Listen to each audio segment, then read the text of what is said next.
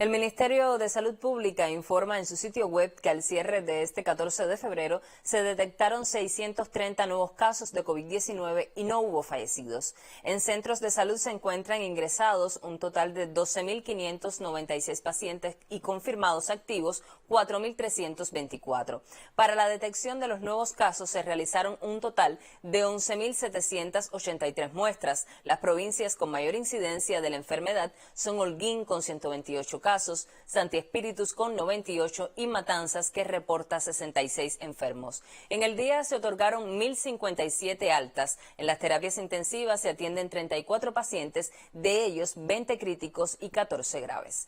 A propósito, el presidente de Biocuba Pharma ofreció información de cómo Cuba avanza en el control de la pandemia y los resultados de la estrategia de vacunación hasta este momento.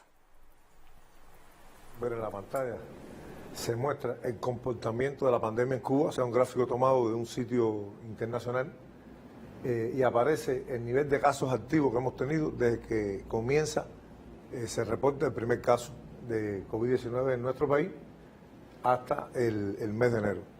Como ustedes pueden ver, o sea, hay una primera etapa donde nuestro país tuvo un control realmente importante de la pandemia, o sea, el nivel de la tasa de incidencia durante todo el 2020 y una parte del 2021 era de las más bajas a nivel mundial. En el mes de julio, cuando se introduce en nuestro país la variante Delta, hasta ese momento la variante más transmisora, de mayor transmisión, comienza a propagarse el virus realmente a niveles elevados, y llegamos a tener el mayor pico pandémico, que duró entre los meses de julio, agosto y septiembre. ¿Qué es lo que explica realmente que haya ocurrido esto de esta forma?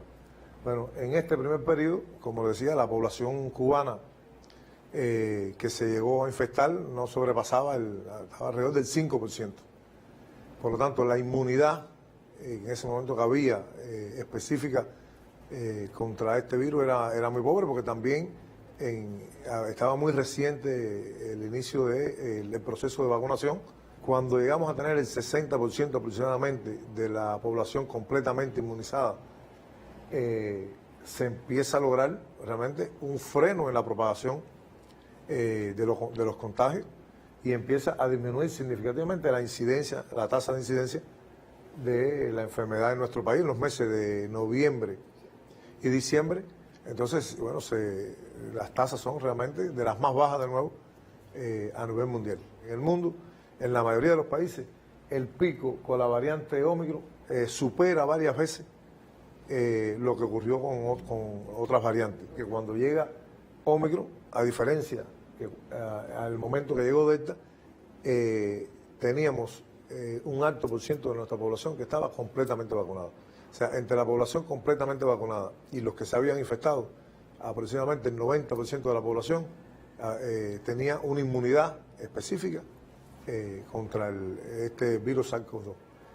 Hay otros países que también tenían un alto nivel de inmunización de su población, sin embargo, no tienen este comportamiento, o sea, como por ejemplo Emiratos Árabes, donde realmente el pico de Ómicron supera el picos anteriores. Por otra parte, o sea, en Cuba ya dentro de la población se había vacunado también en ese momento a los niños por encima de los 2 años.